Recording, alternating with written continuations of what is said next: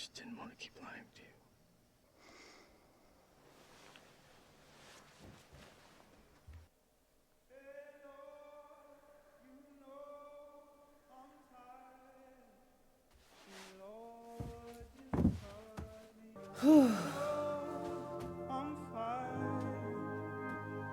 I'm sure this world is done with me. Let it take me. Oh, I didn't even notice Elliot was next to Jules.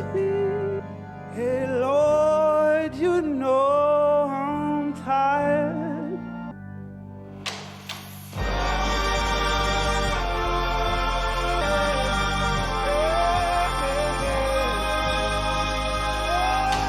Sorry I let you down.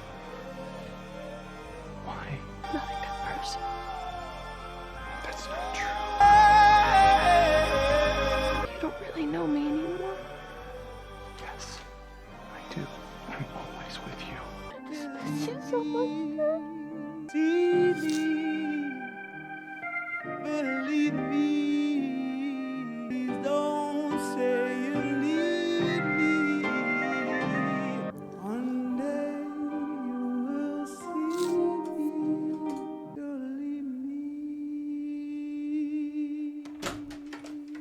I dated Rue. That's why I'm crying. Oh my god, Cal. I was wondering where the wife was. What are you doing? I think I'm lonely. What? Put your penis away. I am who I am. Okay. Now, put your dick away. Dad, what the? You know what you three assholes are looking at? The man with no name. Okay, you're scaring me now. You know why? Because I'm a man. I'm an animal. You know how many men I've fucked? What? Cal, stop it. Aaron? Please stop. She looks like she knows. Like, have you lost your fucking mind? I went to the strip club and I picked up a real fucking grade babe. A. I fucked the shit out of her in my truck. You wouldn't be 1/10 as appalled as you are right now. You're a bunch of fucking So hypocrites. she know. I'm telling you, the look that she I'm a gave in the man. last episode, I'll she fuck knows. whoever I want. He's such a piece of shit. I'm a faggot. Sexist, chaser, pig. Not my biggest regret. You are. But let's be honest. Oh we my all live God. love letters that camp counselor used to write you. You saved them. Flirting on Facebook. You were loved by difference somebody other between than just me. I'm not flirting standing there and looking at you like, how could you? Cheating multiple times. Wait, there's 3 kids. Porn on your fucking computer made my jaw drop. Don't talk to me about secrets. He's not actually got doing that problems, while you he's got married. There's a difference. You know, I was kind of uptight when I met your mother. I have raised you. I am your father. I know nothing about you. I'm so sorry I fucked you up with my double life. The reason I have a problem is this family. No, why. that's not why. I'm not allowed because of the choices to form that an you emotional... made. You fuckers backed me into a corner. This is farewell. Good. I left you with a little memory of me here. I'll see you assholes later. That's what you're turning into, Nate. I love you. I love you. I've always been with you.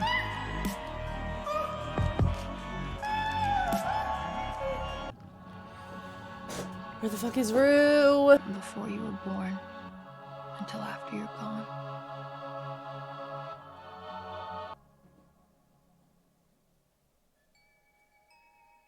I love how it seems like we always end on these solo shots. Ironically, I say solo when they're together, but...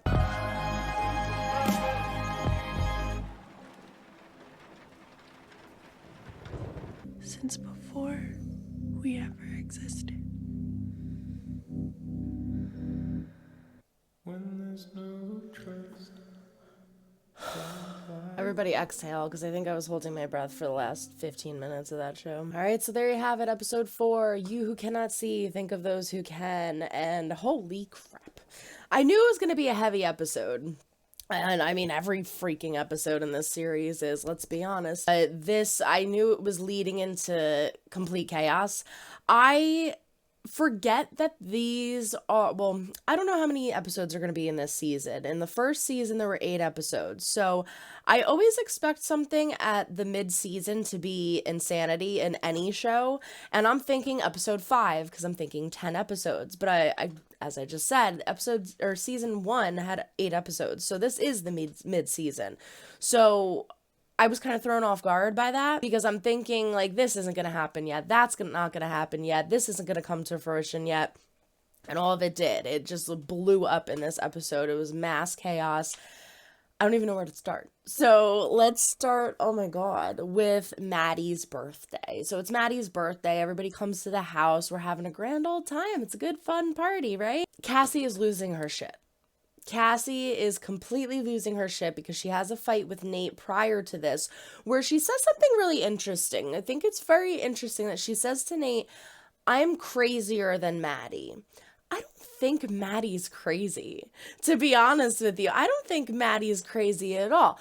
Can she act a little crazy? Sure, everybody can act a little crazy though. I don't think Maddie is unjustified in any situation that she has put herself in. She has dealt with so much bullshit and abuse from Nate that her reactions are completely justified in my opinion. And the only thing that they touched on in the first season was that Maddie was sleeping with other people, but they did make it a point to say that it was always when her and Nate were broken up. So she never actually cheated on him. She always loved him. She always supported him, was 100% like a fan of Nate and for Nate whenever he was with her. So I don't think she's crazy at all, but Cassie's 100% right. She's crazier than Maddie, and Nate pretty much says this, the last one in episode 3, where he says, I love how fucked up you are. He knows that Cassie is crazy. That's one of the things that attracts him to her. So the fact that he's not taking into consideration that this whole thing is eventually going to blow up in their faces is completely absurd to me. But then again, he's insane. So why am I surprised? I don't know. But Cassie is losing her shit. Everyone's picking up on it. But at the same time, they're like, it's kind of Cassie. Like Maddie even says when she drinks, it's tragic. So they can sense that something's wrong and something's off, but they're not quite sure what it is. And this isn't technically unnormal behavior for her. The only one who's really picking up on it is Lexi. And I think that's because we started this whole season with her and Lexi having a fight, Cassie getting out of the car, and Lexi dramatically searching for Cassie throughout the party during the entire first episode. So ever since that moment, she's like, something's wrong, something's off, something's not right. And it's her sister. She knows her best. So I think Lexi is going to be the one to pick it up before anybody else does. But I'm telling you, they are making it a point to show that Maddie is picking up on things. Like when she calls Nate out in the hot tub. You said that too quick. Why did you say you didn't want to be with me so fast? Why did you say it so intensely? By the way, Kat, fucking love you. If I disagreed with her, I would say it. I love how she just puts him in his place. Like, shut the hell up. Don't tell me what I think and what I feel. And Nate kind of sounds and looks like a wounded little puppy in that scene. Did he not? Where he's just sitting there like, shit, now I actually do have this secret that I'm afraid is going to get out and I'm so desperately trying to hide. It's like he had to bite his tongue when normally he doesn't have to. Normally he's this jerk who doesn't give a shit and he just says what he wants and acts like an ass. But this time he's like, oh my God, I gotta be careful because Cassie could let this spill and I don't want it to. And there's a lot at stake for him in regards to this tape. And in regards to the tape that Maddie has, which by the way has still not come up, and Maddie is still not brought up, Maddie has not talked about it at all. Like, there's no indication as to what she did with the tape or how she feels about the tape or what she's going to do with the tape, what like plans she has with it. But yeah, I think that the whole situation is so interesting. Like, Maddie is picking up on these things. When they were rushing him into the hospital in episode 2, she's looking at Nate, and then she's looking at Cassie crying, like, why is she so emotional? In the car, she's looking at them holding hands. In school, she's looking at her outfits. Here, she's looking at her fall on Nate. Like, she's picking it up. She's not stupid. I know she's gonna figure this out. It's only a matter of time. I feel so bad for Cassie, though, because at one point, Nate is right, but at the same time, Cassie's right. Like, Nate's telling her, you know, if you were a good person, you wouldn't have slept with me, and you don't care about Maddie's feelings, you just care about getting what you want. To a certain extent, I believe that is true. But at the same time, Cassie is also being manipulated by him, and that's why I really think that they are pretty much fucking great for each other. So I feel like it's one of those things where once this all comes out, they actually could probably start a relationship with each other and be good for each other, but not good for each other because they're both insanely toxic. And let's just move on. So we have this conversation with Maddie and Kat about how Kat shouldn't feel guilty about not wanting to be with Nathan anymore. I mean, it's sad because Nathan's a good guy and she's a good girl and they worked well together at the beginning, but just because you work well with somebody and somebody's a good person doesn't mean that you have to have a relationship with them.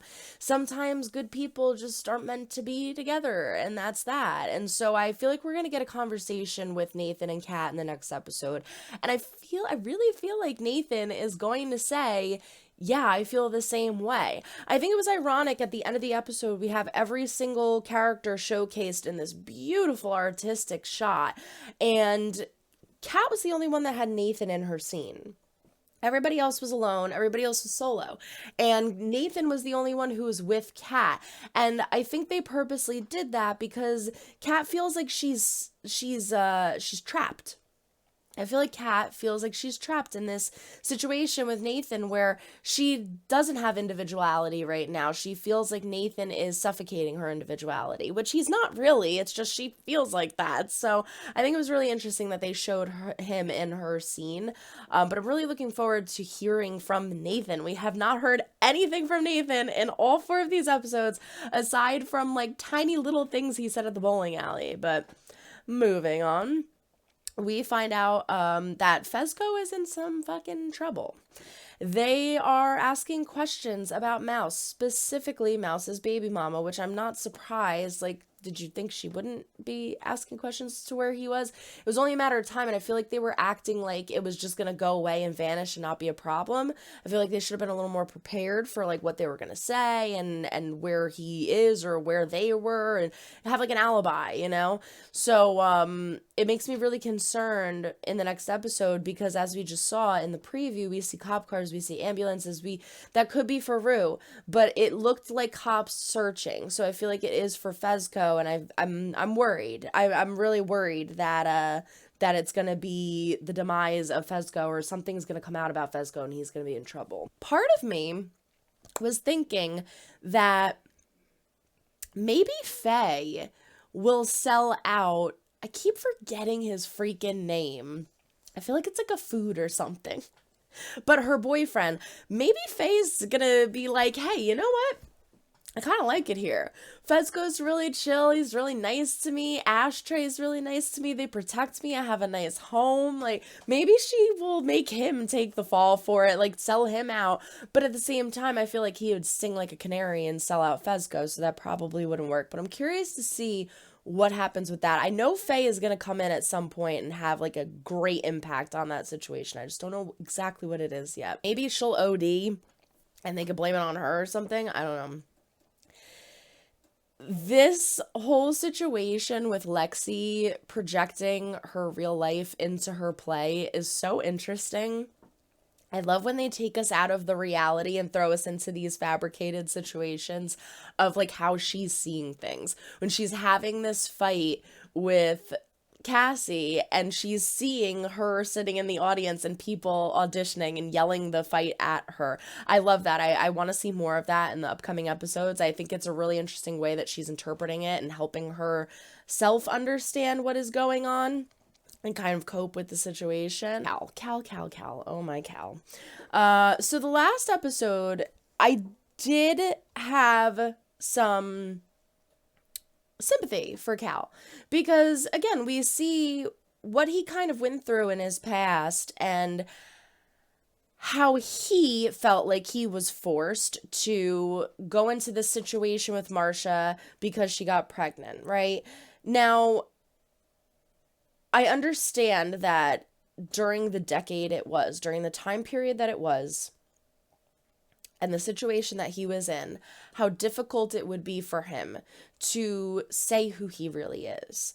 For Marcia to be like, I'm pregnant, and him to be like, I'm gay, is not necessarily the greatest situation for him at that moment. I understand that, but that doesn't take away from the fact that you are destroying people's lives.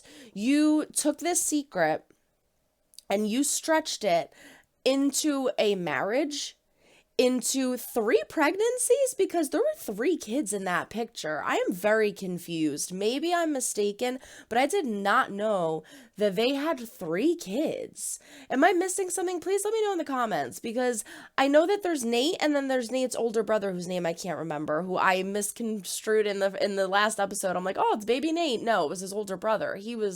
That's who she got pregnant with first, obviously, but there were 3 kids in that picture. So who the heck is that 3rd kid? But you took this lie, you stretched it through marriage, through 2 pregnancies, and now decades later, because Nate's in high school, so he's got to be at least 17, 18. His older brother is a little older than that. He's got to be at least 20, his older brother. So for 2 decades, you had this secret, and you're now blaming your family for that? What? I want to have sympathy for him. I want to feel bad for him. Like he feels like he is so ashamed of who he is that he has to hide that and not be who he truly wants to be. And when we have the whole scene where he goes to the bar and he's dancing with the guy and he has the flashback, he thinks it's his best friend and he says, I thought I lost you. That made me tear up. I was really sad. Like that's heartbreaking because it's true love. It's who he wants to be with. And he can't have that. But he's the one telling himself that he can't have that. He's the one, again, who got married, had 3 babies, and created this whole entire fabricated life that's a lie. I cannot have sympathy for a person who then turns that around and blames his children and blames his wife. Like, it's all you shitheads. That's why. Like, what are you talking about? Not to mention, he's peeing all over the carpet. He's saying, like, calling out his son, like, look at the porn you watch. You're fucking disgusting. I'm sorry. There's a difference between cheating on your wife multiple times and watching pornography in the comfort of your own privacy. Like, what the hell are you even comparing that to? How are you even comparing that? You were cheating on your wife. It should have gotten to a point where Cal should have sat Marcia down and been like, listen, I've been living a lie, and this is who I am, and we need to get a divorce. That was not the way to go about it. You're flirting on Facebook? You're gonna compare that? What? You're gonna compare you cheating like dozens and dozens of times and recording people, by the way. You're recording people and they don't even know it. And now you're gonna compare that to your wife flirting with somebody on Facebook? What the fuck is wrong with you? I'm sorry. No, I cannot have sympathy for Cal. I want to. I really want to. But you cannot go around hurting people and then use the excuse that you were hurt and that's why. That's just, it blows my fucking mind that he thinks that that's actually an excuse, and I fucking hate him for it. He's so disgusting and I can't stand him. But I really feel like Marcia knows, because if I remember correctly, I think I pointed it out in the last episode, there's a scene where in the flashback, she's by the bleachers. It's when there's like right before a wrestling match, and the guy that he was his best friend looks at her and kind of gives her this like, like a, almost like an angry look. And she looks at him like, what? Like, what is going on? It's like this jealous, angry, you have what I want kind of look. And she picks up on it. And as Cal was saying all of this, she's looking at him like I kind of always knew. So I feel like she should have probably talked to him about this too. But at the same time, that is a very hard conversation to bring up. And it's something that that person has to be ready to talk about. So Cal, you are 100% to blame for this. Do not blame your family. You're disgusting. Moving on. I'm going to keep yelling if not. So now I also really have something, just one more thing.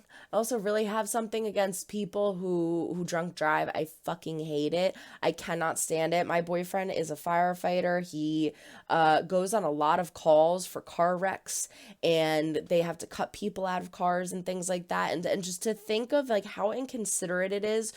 If you want to take your life in your own hands and fuck with it, then that's your prerogative. It's your life. But don't involve other people going down the street, swerving in and out of cars. Like, you were playing games with other people's lives, and that I do not play with that. I don't like that. He's been on some really fucked up calls. And so I hate when people do shit like that. I don't like that. You're hurting other people. So last but not least, this wonderful conversation that we're about to have. Rules. Jules. It's funny actually, because it said rules. That now it makes sense. I was like, it said rules on the painting in the very, very beginning. It's Rue and Jules. That's why. Last but not least, Rue, Jules, and Elliot. I thought that Jules and Elliot were going somewhere. I did not think that they were going to kiss and take it as far as they did in this episode this soon. Like, I honestly was thinking like, okay, like episode 6 or 7. What I love about this show is they plant little breadcrumbs and they make you go, ooh, maybe. And then instead of stretching and drawing it out for episodes and episodes and episodes, they just go, yeah, here it is. Like, you're right. And they deal with it. And so we have in this episode, Jules kiss Elliot, and Elliot 100% go for it. I'm still trying to figure out what is going on in Elliot's head as of right now. And I feel like when Rue left him the line in the bathroom and he goes in and he blows it away, I feel like it's not 100% confirmation for me, but it is a semi-confirmation that I think he really likes Jules. Let me know what you think in the comments. Do you think he's more so Team Jules or Team Rue? Because at first I was confused, and I think that confirmed it for me, because we also have mentions to him saying things in previous episodes of like, do you think we're good being friends? Like, do you think that's healthy? Do you think it's toxic? Like, he keeps making little comments as like, maybe he doesn't want to do the drugs and Rue's all about the drugs. Maybe we should just hang out, and she doesn't want to just hang out. It's like he is the one who keeps, like, granted we had that scene where it's in the second episode where he's like, let's go do drugs. Like, yeah, I don't think he realized how significant Rue's problem was, ironically, considering the first time they met she almost died, but I don't think he was taking it seriously. And then he's gotten to know her more and realize this is what her life is. And he's thinking, oh, wow, okay, I thought I was fucked up. Like, this is insane. She really has a problem. So I think that him blowing the line away was him being like, I don't want to do this anymore. I used to do drugs for fun, and Rue does drugs to keep ticking. That's the difference. You know, there's a line that was drawn with him. Like, I'm smoking weed and I'm doing lines and I'm doing drugs because it's fun and I like the way it makes me feel. And Rue is doing it to keep going, and that is scaring him. And now he sees Jules and he gets to know Jules better, and he's kind of falling for Jules. Like, she's this sweet, sympathetic, loving person, And he's comforted by that. And so I think that their relationship is something that he actually does want. And he doesn't have that much loyalty to Rue because he doesn't really know her that long. Like, he likes Rue, but he doesn't, it's not like it's his best friend for over a decade. Like, he doesn't know Rue that much. So what loyalty? You know what I mean? So am I surprised that Jules kissed him though? Yes, because okay, let me rephrase it. Am I surprised that Jules kissed him? No. Am I surprised that Jules continued to try to kiss him? Yes, because I know that she really loves Rue and she really cares about Rue, and I understand that everything that's going on in this situation with how Rue is treating her is putting her in a very dark place. When they're in that car, that was so fucked up. But to have a lapse of judgment and kiss him and then be like, oh, I'm in a relationship, I shouldn't have done that, is one thing. She kept going. Like, she kissed him, and then there was another time where, like, they started making out, and Rue's outside, we have to stop. Then there was the whole threesome thing where she's daring him to kiss Rue and daring him to lick her stomach. Then there was the whole thing when she got out of the shower, they're trying to make out again. She is like full on, let's have an affair at this point. And granted, it is sparking from the way, again, Rue is treating her, but that's still not typical of her, I feel. You know, that's not something that I feel like she would typically do. And I feel like it just proves that she is still going through so much of her own shit. And this is why I did not like when Rue and Jules got together in the first episode. Can I just say, my shock at how many reactors, because I love reactors, that's why I am one, I love watching reactions. I was shocked at how many reactors were like, yay, when they got together. I was like, what? Am I the only one? I think there were like two, maybe, other people. I remember one, but maybe the second one I can't remember. That were like, no. What is this? Like, I couldn't believe how many people were happy about it. And maybe it's because I have dated a Rue. I have dated a Rue. And it is not fun, and it is not romance, and it is not passion. It's fucking pain, torment, and torture is what it is, because you want to love this person, and you want to see them be okay, and you want to guide them in the right direction, but at the end of the day, they make their own choices. So when I'm seeing Rue and Jules kiss, and everyone's applauding like it's this great fucking love story, it's not. It's terrifying to me, because Rue has so many issues that she needs to work through. Jules has so many issues that she needs to work through. And the two of them coming together is not going to make those issues go away. It's going to magnify them and make them worse. Exhibit A, episode 4. And so I am so upset that this happened, but at the same time, I get it. I do get it. I just can't believe that Jules was... I feel like I wanted to see maybe Jules have a moment of, oh, I shouldn't do this. And I didn't see that. We didn't get that. And I guess it's because they kept showing how Rue was treating her so poorly throughout the whole episode. But I still feel like they should have showed it slightly. And I think that was the impact of what happened at the end, where Elliot's like, listen, you need to know this. Like, I feel like you're hooking up with me to take it out on how Rue's treating you, and I think you need to understand that Rue's treating you because of this way because of this. Rue's not treating you this way because she's being a bitch, or because she's falling out of love with you. That's why they showed the whole scene in the beginning where she's going down on Rue, and she's like, maybe she's not finding me attractive anymore. No, it's because she's fucked up on drugs. Like, I think Elliot was thinking, like, you need to know this. It's not what you're thinking. And so that's why Jules walked away and just to step back from the whole situation, because if she didn't care, she would have said whatever and just kept going. Like, I knew, or I figured, and kept going for it. But no, she was like, oh my God, my world is crashing down. This makes so much sense. This is why she's been acting the way she is. I just can't get over that car scene where she's like, drive me home, because I can't stand you right now. That hurt me so much, because again, I've been in that situation where you have this person in front of you that you know loves you and cares about you, and then they are just this completely different fucking person out of nowhere, and they say such hurtful, mean things to you, and you know it's not them, but it is, and you can't make sense of it. And so that's what Jules is experiencing now, and it's terrifying. And last but not least, Rue. What is happening with Rue? What are they gonna do with Rue? We see her already fucked up. She's been doing lines all night. She's been smoking weed. She's been drinking. That's why Jules got mad at her in the car. And then she goes home. She can barely get in through the window. She falls.